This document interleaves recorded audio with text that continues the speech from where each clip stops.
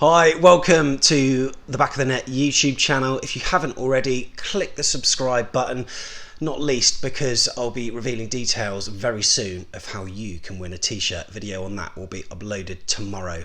But yeah, great last 24 hours. We've had a day to sort of reflect and think about our 2-1 victory at Aston Villa, our first Premier League win of the season.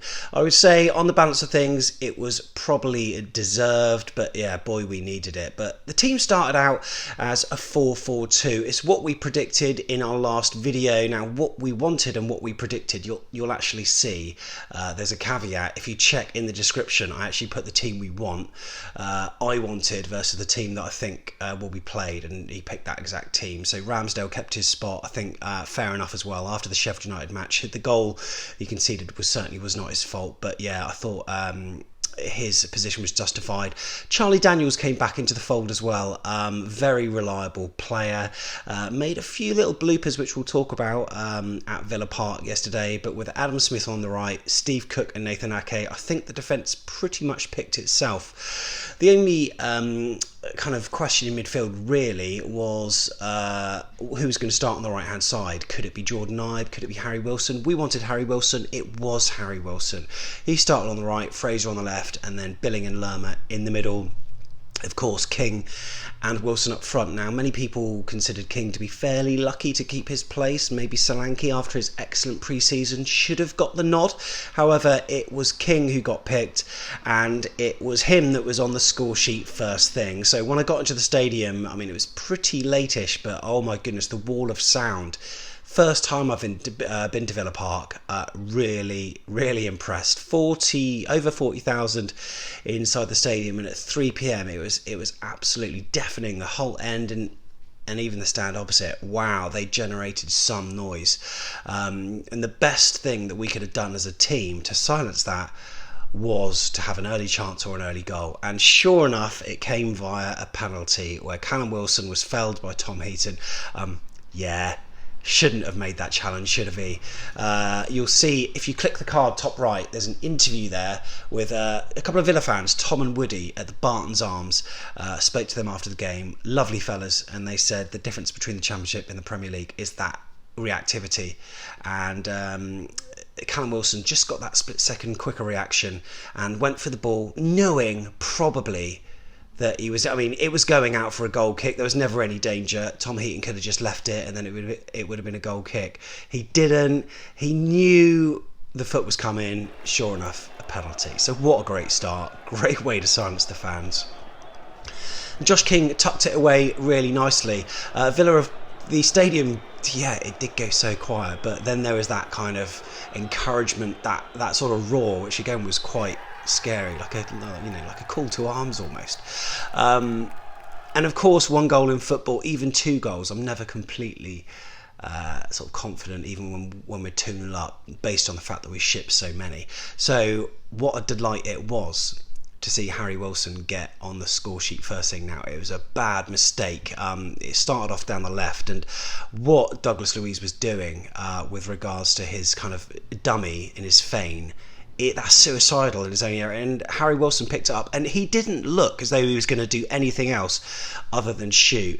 He did, not really sure where the shot was going. It was going goalwards, obviously. Whether it would have tested the keeper, I'm not sure, but would you believe it? Deflecting off Tyrone Mings. You can't write this stuff. Came off his chest, and you can see from the view behind the goal, it just curls in off the post. And there was a little bit of a delayed reaction in amongst the Bournemouth fans. We weren't sure, but yeah, it trickled across the line. And yeah, 2-0, well pleased for Harry Wilson. And if you're a Liverpool fan, you must have been looking at that as well, thinking, fair play to the lad. And with that, it's good for Liverpool, it's good for Bournemouth, because we're going to get a player who's going to be having more and more confidence each and every time he plays. And for Liverpool, it's a good thing, because you'll be able to take him back at the end of the season, and he'll probably be a worldie for you. But anyway, let's forget about that. Villa were a good side. I think they were defensively well drilled. Mings, I'm not going to say he's worth 20 or 26 million, but he had the beating of Callum Wilson for most of the game. But as the game went on, Callum Wilson just learned the tricks of the trade and just put his body in front of Tyrone Mings, and it came to his feet a few times. He won it. He did a few layoffs to Josh King, but you can see that Tyrone is going to be integral to their defence. And whilst we had a few chances, we didn't overly test them, I've got to say. Harry Wilson, he had a kind of volley that went wide, had a few chances where the ball was crossed and we just couldn't sort of turn it in. And it was quite disappointing because I don't think it was our free-flowing football that you would usually see. Michael Dunn from the All Departments podcast, chat to him, cards in the corner there if you want to see the interview with him and his sons. He said it was a 9 out of 10 performance. Not too sure. I think you may have been a bit overly enamoured by the fact that we just won, Michael. I'd say maybe a 7 because it just wasn't that free-flowing attacking football that we've seen. Now, I felt a lot better having Charlie Daniels on the left than Rico, because he's just got that natural ability to attack.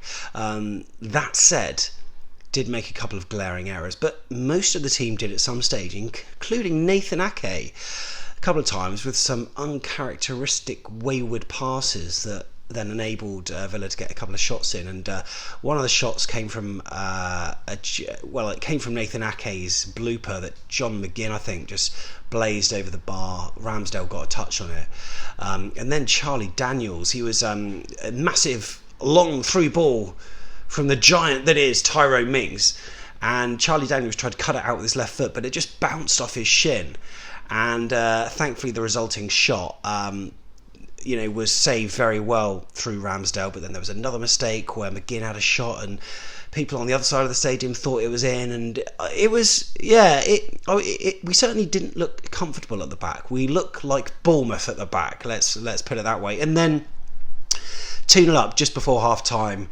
they had a chance. I was just contemplating, do I go down for my half time beer yet or what? Didn't, and saw Villa spurn quite a good chance where the ball was pulled back, and it was a combination. Well, it was Nathan Ake that got the touch on it, and then but Ramsdale would have had it covered if not. But Nathan Ake proving his worth once again. And did you hear the Bournemouth fans chanting to Tyrone Mings? You're just a Nathan Ake. A little bit harsh, I would say. But yeah, second half, Villa came out and did really well. Obviously, Dean Smith got them going. Most things were going through Jack Grealish, who I thought was really good for them. You can see there are going to be a couple of standout players for them this season. He's one of them. Really impressed in the Championship last season, and it all started from that match where he got punched against Birmingham City, wasn't it? The 1-0, scored the winner, and was on top of the world. And it was the start of that run for Villa. And then Mings was obviously crucial, to their promotion. But people were saying, can he do it in the Premier League? I reckon he can. Playmaker, creative. He's got that swagger. He's got that awful hair. Have a haircut, mate. It must be in your eyes, or put some Brill cream on or something. But nearly everything sort of went through him. One thing though, does he wear shin pads? Did you see how low his socks were? Now, I thought it was regulation for all players to have to wear shin pads, but the socks was down to his ankles. He's waiting to have his shins broken in two, really. But yeah, I've got to say, he was integral to their goal that they scored, of course. Won the ball on the left and then played it back to Douglas Lewis, who had a shot. Or Luis? How did you say it like that? Maybe you say it with a bit of a foreign swagger. Luis. He stepped up and you could see the way he was shaping. It was always going to go top right. And Ramsdale couldn't really do much about it, to be honest, could he? But cracking strike, and then it was that 2-1. And, for Bournemouth fans, we thought, oh, it's coming, isn't it? It's coming. Thankfully, it didn't. A number of chances where they could have pulled it back. A couple of crosses from the right-hand side. Wayward headers. Grealish somehow headed over.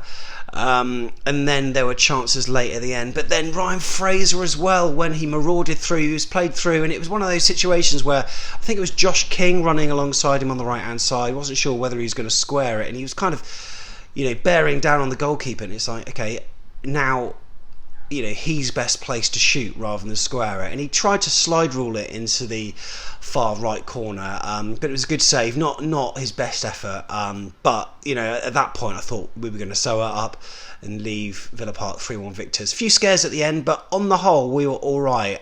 Steve Cook and Nathan Ake were rocks at the back, really solid, apart from Ake's couple of wayward passes at times. Steve Cook put his body on the line at times. He doesn't care, does he?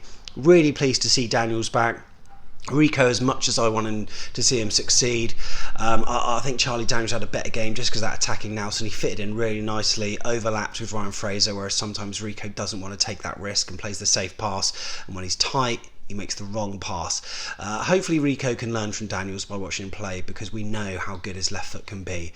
Adam Smith was really good on the right hand side, put his body on the line and was fantastic. Now in the middle of the park, Lerma and Billing, what a combination. Now you can see why Billing was taken off, can't you? You can see, because he actually made a bad challenge when it was it Ake or Daniels that gave the ball away, but it was that shot from distance from McGinn that sailed just over. Ramsdale got a touch, but Billing clattered into one of the Villa players before that, and he made a number of challenges that could have maybe, none of them were straight reds, but he picked up the one booking, and he was very close, and you can see why Eddie substituted him. And bringing Sermon on, I think sort of brought a bit of composure, a coolness to the side.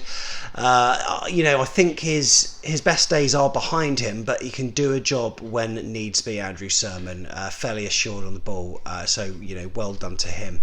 Harry Wilson on the right. I was speaking to one of my mates on WhatsApp, and he said Derby fans did say that he is a player that can sort of drift in and out of games, but when he drifted into games, he was really good. So given that's his first appearance for the Cherries in the Premier League, I'd say very well done. If you're a Liverpool fan, you should be fairly excited. Josh King, a number of people said he had abject performance against Sheffield United, which I agree with. Slightly better today. However, sometimes he does the basics a little bit wrong. He sort of thinks he can use his upper body strength to hold off the ball, and does that little flick that he always does where he kind of puts it behind his leg, and 9 out of 10 times he loses it. Wouldn't change it up for the next game against Man City, not at all.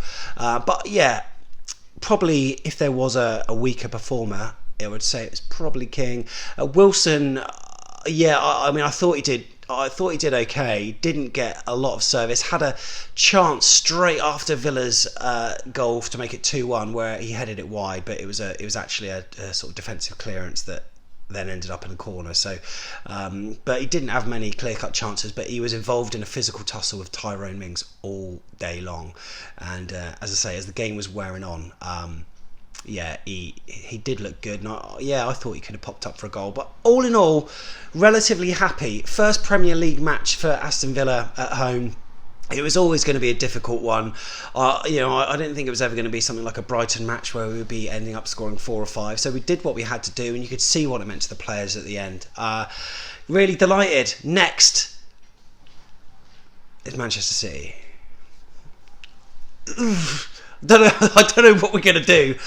I asked a number of people about formation changes. Maybe that happen, maybe it won't. But yeah, going to be a tough old game.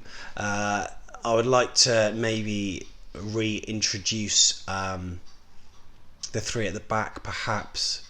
I just don't know. Maybe Eddie won't change a winning formula. Put it in the comments below about what you think for next week, because obviously last time they won 1-0, and I thought we did all right, despite the fact we didn't get any shots on goal. Opta Joe put on their profile that it was one of the first matches in all time or something that the home team didn't get a shot on goal, and we got a lot of ridicule on social media with various places like Odds Bible and all that kind of stuff, Sporf saying about it, and we got derided, but I'm sure we'll put in a better performance this time.